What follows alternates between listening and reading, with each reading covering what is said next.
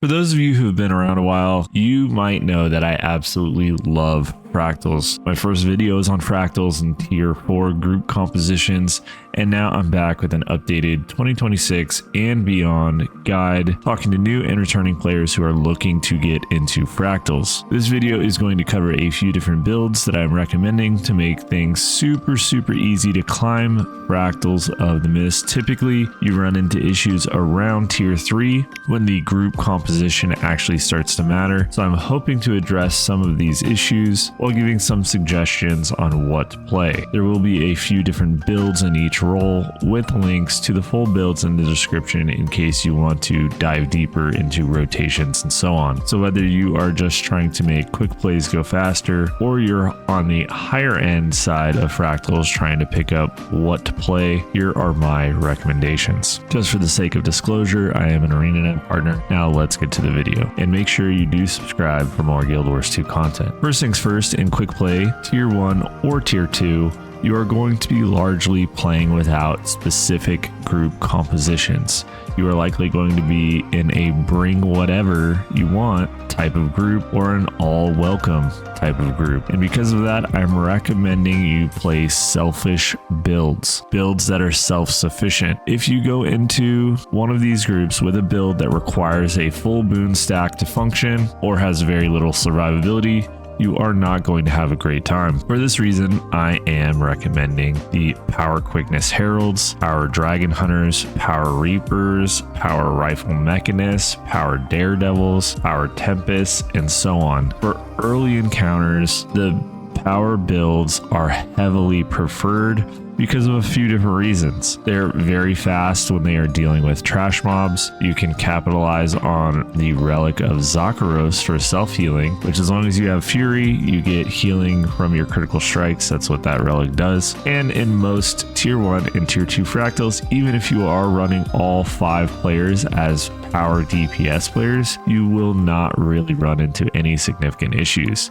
The instabilities will be negligible, and you will largely just be dealing with the encounters themselves. I will cover some Condi builds later for DPS. However, those particular Condi builds or playing Condi in Fractals are more so for pushing into tier 4 and into the challenge modes in the Fractals. They're not really relevant for your just daily tier 4s just blasting through them. But for tier 3 Fractals, we are going to start wanting to put together a proper group composition, meaning that instead of just 5 DPS players, you want 3 DPS players, 1 Alacrity provider, and 1 Quickness provider, with either the Alac or the Quickness person being a healer as well. My go-to recommendation for an easy healer to get started with is the Heal Quickness Herald. Now, I might get dogged for recommending this.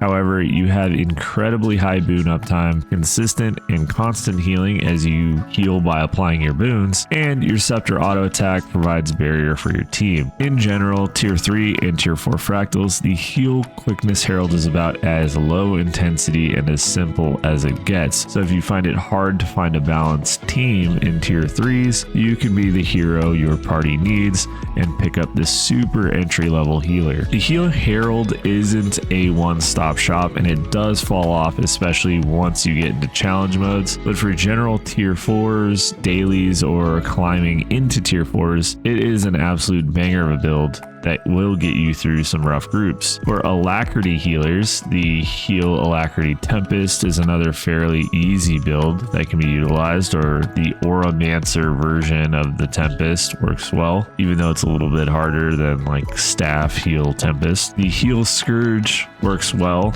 and is generally pretty easy to play. You just spam your staff skills, spam your shades, spam your F skills, and keep things moving along. And for boon DPS options, for Alacrity options, the Power Rifle Alacrity mech falls into a similar vein as the Power Rifle Mechanist. With a few changes, it plays just as easy. The Power Quickness Herald falls in that role as well, and it's once again super easy. The Condi Alacrity Specter and Scourge both are fairly easy to play and good for groups as well, even though the Scourge just did get nerfed with this July 14th patch. So your boon uptime might be a little bit shaky. It's a little bit tighter on things. Ultimately, tier 3s can largely be completed similar to tier 2s, except you should bare minimum have a healer. The boon support can be optional, though it would be helpful, but you kind of do need a healer starting at tier 3. And there are a lot of boon options. Frankly, I still think at tier 3, even at the tier 4 level, you should be focusing on power-oriented compositions. So power Alacrity Tempest is a good one. Power Quickness Harbinger is a good one. Power Alacrity Mechanist is a good one. But in tier 4s, that's where your group composition really starts to get dialed in. That's where it should get dialed in. At tier 4, many of the builds mentioned are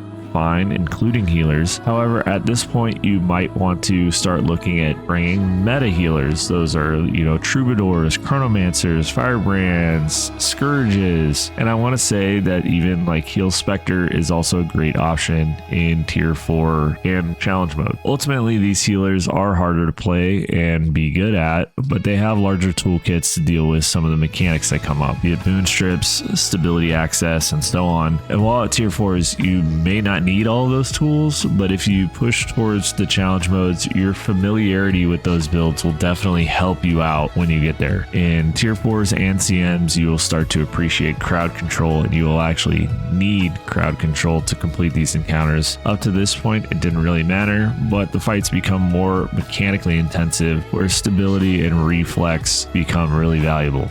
Crowd control becomes mandatory, and that's why certain builds get preferred over others. Another thing you may notice is that the power versus condition damage preference on certain encounters starts to come into effect. Most encounters can be completed with either power or condi damage, but many fights that require spreads will lead you to prefer range damage over melee focused builds. You may also want healers that aren't reliant on resources for their primary boons, so healers like Heal Paragon lose points here, whereas Heal Firebrand can pre-buff or maintain boons while in split phases, or before a split phase they could top everybody up. But in terms of DPS, the condi fights prefer things like condi Harbinger, condi Virtuoso, condi Scourge, while power fights highlight the high burst power builds, so power Scrapper, power Soulbeast, power Dragon Hunter. Does this mean to say that you can't complete the power fights with a condi class? Absolutely not. Same with the condi fights on power classes. However, if you notice that your DPS uptime is low, you may prefer a ranged option or a condi option. The fights in Fractals at this point are 100% solved, and they have speedrun strats, they have pug strats, casual strats,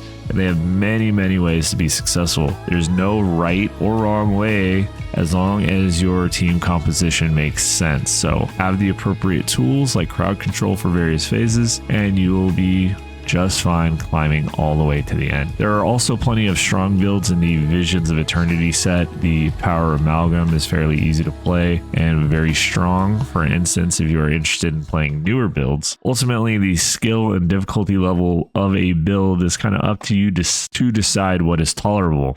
The difference between, say, Condi Vert being low on the list of benchmarks, getting kind of left behind in balance, and the top of the list of benchmarks is only a 6k difference. So don't necessarily sweat the overall benchmark ranking of a build. Just find a build that you really like to play and then play that one. Play that build well. Focus on builds that have easier to follow rotations, lots of cleave, direct on-demand moons like Firebrand or Troubadour, and you will be just fine. If you are having any troubles in Fractals, feel free to drop your questions in the comments section. You can find a link to my referral link in the description, alongside all of the links to the written guides of the builds mentioned in this video. With that, I want to thank you for watching. A big thanks to all my subscribers, and a special thanks to all my members who support the channel. Thanks again, and I will catch you on the next one. Peace.